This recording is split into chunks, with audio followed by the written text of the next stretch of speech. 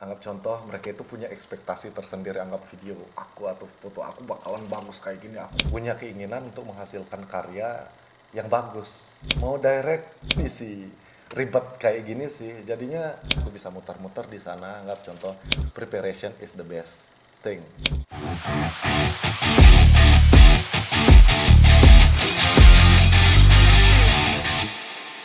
Halo semuanya, what is up? Welcome back to AYP Cinema dengan aku Yogi, dan aku seorang videographer, full time videographer. Dan di video kali ini aku bakalan nge-share pengalaman aku kayak, Kak, kayak gimana sih kalau kliennya itu nggak mau di direct? Oke, ini bakalan jadi topik yang sangat menarik untuk kita semua, ya mudah-mudahan untuk kalian juga. Karena baru sempat pulang syuting dan aku langsung punya ide untuk ngomongin ini ke kalian. Mudah-mudahan bisa membantu kalian untuk mengembangkan pengetahuan kalian di bidang videografi atau fotografi. Oke, yuk kita lanjut yuk. Nah teman-teman, jadi sebelum aku masuk ke topiknya lebih dalam, jadi aku pengen disclaimer dulu ke kalian bahwa di sini pure aku cuma nyampein pendapat aku secara pribadi yang aku dapetin dari pengalaman aku selama aku nge-shoot. Meskipun ya pengalaman aku nge-shoot kan ya masih seumur jagung lah, tapi semoga bisa bermanfaat untuk kalian. Jadi kalian itu bisa percaya dengan pendapat aku yang ini atau enggak. Jadi yang pertama itu aku pengen ngebahas kayak dasarnya dulu. Kenapa sih klien itu nge-hire kita? Oke. Jadi menurut pendapatan lagi. Jadi menurut pendapat aku jadinya si klien itu ingin ngasih kerjaan ke kita. Anggap contoh, tugas kita apa sih? Yaitu mengabadikan momen mereka. Anggap contoh bersama pasangan atau bersama keluarga atau ya pokoknya orang-orang yang mereka sayangi lah. Jadi yang pertama itu tugas kita itu kayak gimana mengambil ya kebersamaan mereka itu bersama orang-orang yang disayangi atau orang yang disayangi. Oke, itu yang pertama. Dan yang kedua ya of course, biar bisa mereka pamerin di sosial media kayak gimana mereka itu, momen mereka itu. Anggap contoh mereka itu prewedding atau jalan-jalan atau honeymoon apapun itu. Oke, jadi kalau Kak, kenapa sih klien itu nggak bisa di direct atau nggak mau di direct? Oke, jadi kalau menurut pendapat aku, jadi kita itu agak jauh ya dari kesan prewedding. Karena kalau prewedding itu kan terkesan kayak mereka itu emang kok seken ya, emang benar-benar emang niat. Anggap contoh mereka itu punya ekspektasi tersendiri, anggap video aku atau foto aku bakalan bagus kayak gini, pengen pakai dress begini biar kelihatan maksimal atau dan lain sebagainya. Jadinya mereka itu emang khusus emang untuk menyediakan waktu untuk nge-shoot foto atau video yang bagus banget menurut mereka, menurut selera mereka. Jadi kalau jarang sih kalau klien itu yang prewedding itu nggak mau di direct terlalu gitu ya, karena mereka itu punya keinginan untuk menghasilkan karya yang bagus. Karena menurut aku ya prewedding itu ya kayak itu souvenir mereka pas nikah kayak gitu. Jadinya kalau menurut aku prewedding ya pastilah mau di direct mereka. Oke. Jadi yang aku tekanin di sini, anggap contoh kalau aku itu pas high season atau apa itu banyak banget klien yang minta aku disutin sama family-nya atau honeymoon. Jadi honeymoon itu orang-orang yang udah nikah kayak gitu. Jadi mereka itu kan udah punya si video kayak gitu. Mereka cuma pengen nge-capture kenangan aja sama keluarga atau sama pasangannya mereka untuk ya quality time lah gitu. Jadi anggap mereka kalau contoh honeymoon itu mereka stay di hotel atau mereka itu dinner atau mereka jalan-jalan, anggap activity atau ya anggap rafting atau apapun itu, anggap contoh ATV, pokoknya naik balon dan lain sebagainya itu kan ya udahlah gitu. Dan kita langsung masuk lebih dalam lagi tugas lain kita sebagai seorang yang meng-capture momen atau mengambil momen mereka. Jadi menurut aku itu kita harus bisa membuat klien kita itu nyaman, karena dia itu nge-hire kita ya untuk mereka itu biar nyaman kayak gitu. Anggap contoh kayak beberapa klien aku itu emang emang nggak terlalu pengen di direct itu ya karena memang mereka itu enjoy the moment. Anggap contoh mereka itu klien aku kebanyakan monitornya mati guys.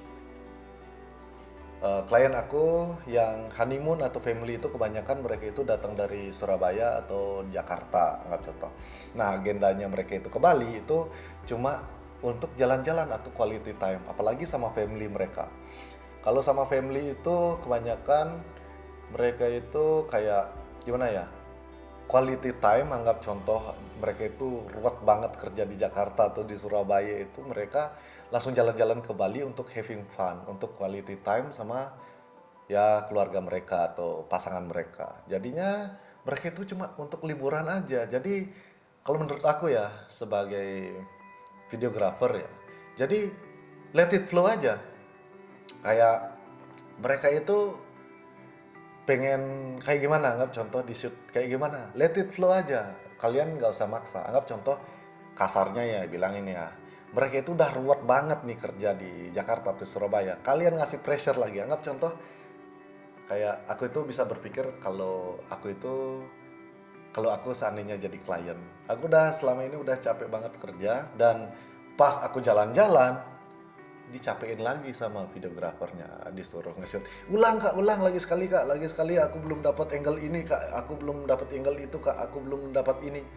Jadinya ya kayak aku itu ngebuat klien itu kayak trauma, kok jalan-jalan di si ribet kayak gini sih. Jadinya lama kelamaan aku nggak bakalan pakai videografer lagi. Mungkin ada klien, tipe-tipe klien yang kayak gitu, tapi kan ada juga yang enggak gitu. Biasanya klien itu biasanya directly refuse kayak, kak aku nggak pengen lah kayak gitu, capek lah atau apalah, aku cuma enjoying the moment, candid aja lah, biasanya kayak gitu sih.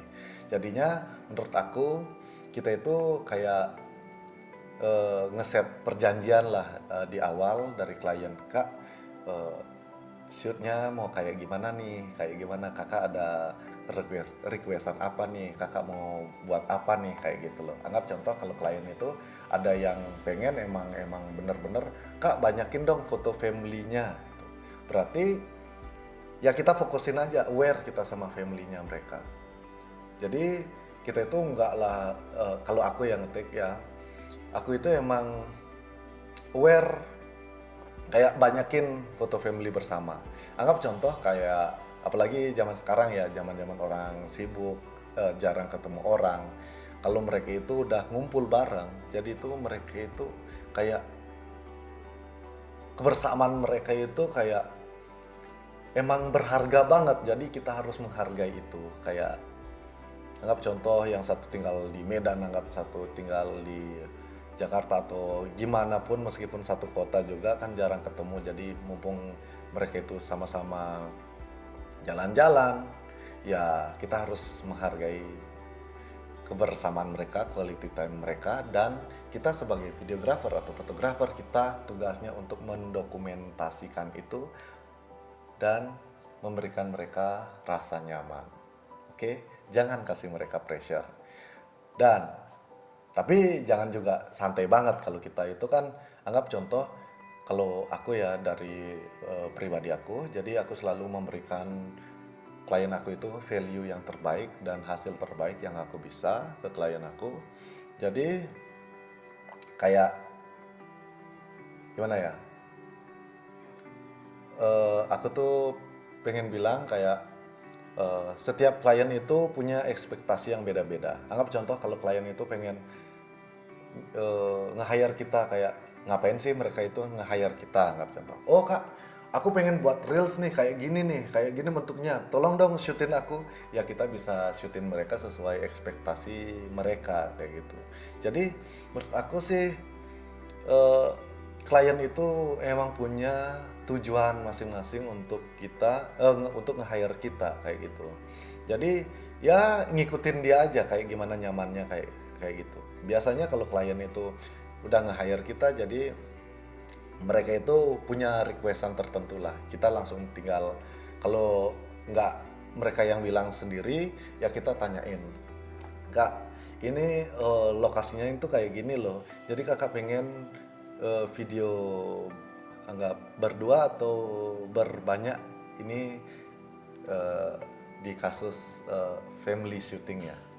Anggap contoh, selain kita itu menjadi tukang tukang sih, tukang nge-capture momen atau mengabadikan momen, kita itu juga bisa menjadi tour guide untuk klien kita. Anggap contoh kalau klien itu jarang-jarang banget ke Bali atau pertama kali tahu tempat itu, jadi aku saranin kalian untuk sebisa mungkin untuk jadi tour guide untuk mereka. Tour guide dalam artian spot yang bagus di mana sih, biar kalian itu nggak pelangak-pelongo kayak gini, di mana ya, kalian kelihatan ruwet banget kayak gitu.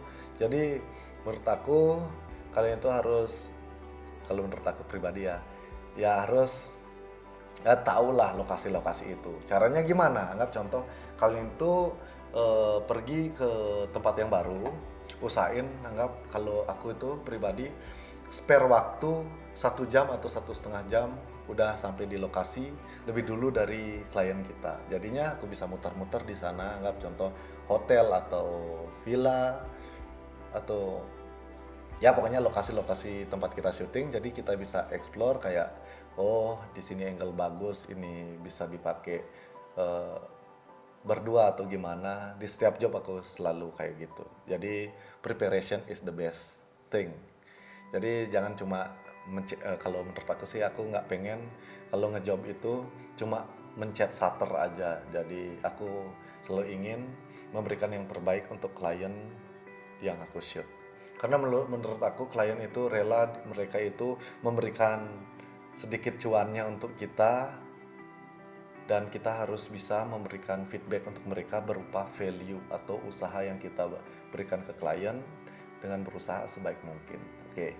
Setelah itu aku baru keingat, setelah aku nge-shoot klienku yang tadi, setiap aku mau direct klien aku yang tadi, jadi kak ini backgroundnya bagus loh, ini ada cahayanya bagus kayak gini, aku jelasin lah semua yang aku tahu. Jadi klien cuma nggak usah lah, candid aja, aku cuma pengen quality time aja dan gini-gini. Jadi apa yang harus kita lakukan, kembali lagi let it flow. Jadi mereka itu mau ngapain atau ngapain aja, jadi tugas kita sebagai videographer, kalau dari aku cuma pengen ngemaksimalin alat yang aku bawa aja. Anggap contoh aku di sini memakai lensa 35 mm f1,8 dan pakai Sony A73. Oke. Jadi tugas aku kayak gimana caranya mendapatkan hasil terbaik dengan keadaan seperti itu kayak gitu loh. Cara aku ya yang pertama itu ya perbanyak angle.